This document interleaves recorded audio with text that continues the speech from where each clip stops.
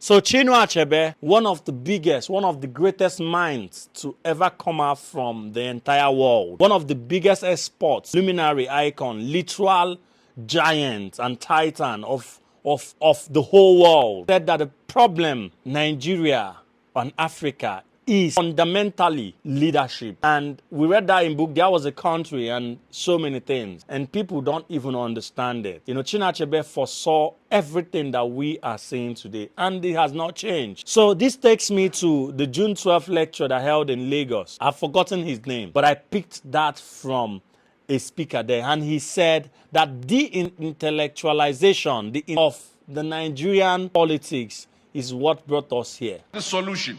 I want to suggest to you that political parties and those contending for political office need to have credible backing of knowledge, of data, of science. Number one, we cannot de-intellectualize politics and hope that the governance will be intellectual. The de-intellectualization, that's a very big word with a lot of syllables, that the de-intellectualization of the Nigerian politics, that is what has kept us from growing. And let me break it down. Biko Kunugente.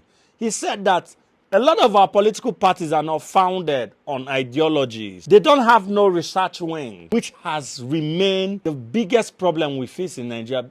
Leaders just come after stealing and looting money over the years, and they come and do massive party campaigns, share rice like Tinubu is doing, share cars like the wife is doing, empower thugs and criminals in all the zones, giving them war chests that is worth billions in naira to go and intimidate, suppress, and subjugate voters, you know, without spending not even some percentage on research. And when P2B comes to talk about data and number, people don't understand it.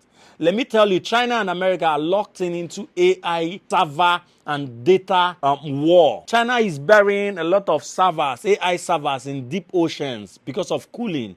When you go and read, you understand that. We're talking about data information. Data is the anchor for the future. I've said this.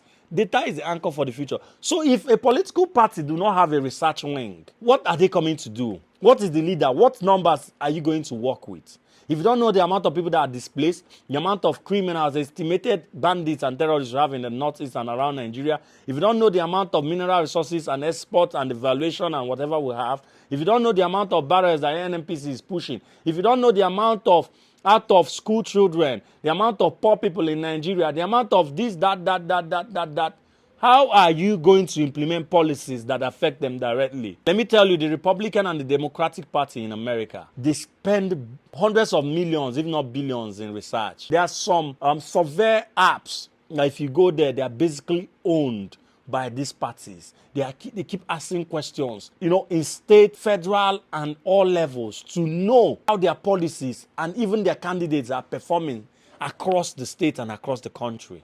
And it helps them to formulate even campaign manifestos that they bring. So the de-intellectualization of the Nigerian politics is a very big problem. Atiku is shouting, no data. Tinubu shouted, no data. Hajiatu talked about the blueprint that they give Tinubu. Tinubu said he doesn't need any blueprint. And look at us now. This is it. It's not just about the secular politics. Schools, industries, so many other places. How are we playing with data? How are we doing with research? The SEDC too. We are talking about that. The SEDC.